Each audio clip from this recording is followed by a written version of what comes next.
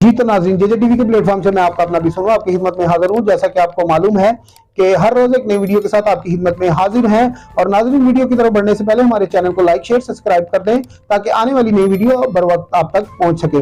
नाज़रीन, जैसा कि आपको मालूम है कि मुल्क पाकिस्तान की जो सियासत इस टाइम पर करवटें ले रही है, जैसा कि आपको मालूम है कि जो नए आर्मी चीफ की तैनाती थी उसके हवाले से इमरान खान साहब की तरफ से काफी गोलाबारी की जा रही थी और जो कमर जावेद बाजवा साहब की तरफ से बातें की जा रही थी। जिस तरह कि आपको मालूम है कि कमर जावेद बाजवा साहब अब जल्द अपनी जो मुद्दत है उसको पूरा करके वो जाने वाले हैं। और आज जैसा कि आपको मालूम है, आज 2 दिन से कमर जावेद बाजवा साहब अलविदाइया मुलाकातें जवानों से कर रहे हैं। और अलविदाइया जो मुलाकातें होती हैं उनका मकसद ये है कि ये आर्मी चीफ जा रहा है और नया आर्मी चीफ आ रहा है।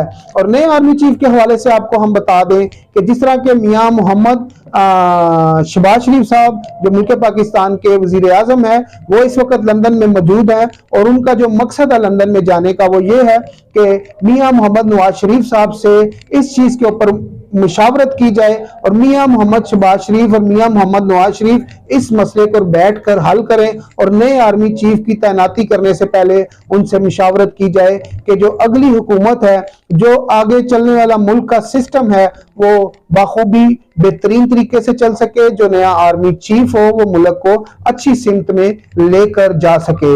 यहां पर आज इमरान खान साहब ने एक प्रेस कॉन्फ्रेंस की, एक चैनल को इंटरव्यू दिया। उनने कहा जी कि जो शहबाज शरीफ और नवाज शरीफ आर्मी चीफ लाना चाहते हैं वो ऐसा आर्मी चीफ लाना चाहते हैं जो इनके केसेस ऑन पे पर्दा डाले। और एहसन इकबाल साहब ने जियो के प्रोग्राम में बोला कि इमरान खान साहब की बातें ज्यादा मजाक से ज्यादा नहीं होती, उनको सीरियस ना लिया जाए। उसकी वजह यह है कि जो आर्मी चीफ की तैनाती होगी, नया आर्मी चीफ आएगा, उसके हवाले से हम आपको बता दें कि वो आर्मी चीफ इस मुल्क पाकिस्तान का आर्मी चीफ होगा, इस मुल्क के लिए काम करेगा, ना कि रियासत के लिए, ना कि शहबाज शरीफ के लिए, ना कि नवाज शरीफ के लिए। और एहसन इकबाल साहब ने यह भी कहा कि जो ये लॉन्ग मार्च कर रहे हैं, इस लॉन्ग मार्च का मकसद ये है कि हुकूमत के ऊपर प्रेशर डाला जाए और आर्मी चीफ का जो तैनाती है वो इमरान खान, शहबाज शरीफ, नवाज शरीफ की मुशावरत से की जाए। जबकि शहबाज शरीफ ये पहले से कह चुके हैं कि जो आर्मी चीफ की तैनाती होगी इस मुल्क के वजीर आजम के आइन के मुताबिक होगी और वजीर आजम की ख्वाहिश के मुताबिक होगी। और इस वक्त जैसा कि आपको मालूम है, मुल्क पाकिस्तान के जो वजीर आजम मियां मोहम्मद शहबाज शरीफ खुद हैं।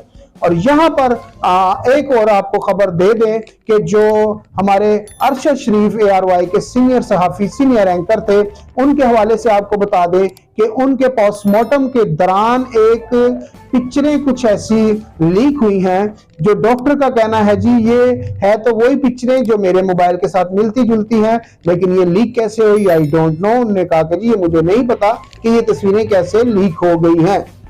तस्वीरें जब उनकी लीक हुई और पोस्टमार्टम की रिपोर्ट आई, पोस्टमार्टम की रिपोर्ट में यह भी बताया गया कि उनकी जो हाथ की 3 उंगलियां टूटी हुई थी, उनके जिस्म पे जख्मों के निशान भी थे और उनके ऊपर काफी तशद्दुद भी किया गया अरशद शरीफ साहब के ऊपर। और यहाँ पर हम आर्मी चीफ जो मौजूदा है और जो आने वाले आर्मी चीफ हैं उनसे हम अभी से रिक्वेस्ट करते हैं, और मियां मोहम्मद शहबाज शरीफ साहब से जो मुल्क के इस वक्त प्राइम मिनिस्टर हैं उनसे भी हम रिक्वेस्ट करेंगे, जो हमारे सहाफी भाई थे और अरशद शरीफ साहब, उनके जो कत्ल में लोग मुलव्वस हैं उनको कैफरे किरदार तक पहुंचाया जाए और ताकि उनके जो बच्चे हैं, उनकी जो माँ है, उनकी जो बीवी है, जो उनके रिश्तेदार हैं, उनको इंसाफ मिल सके।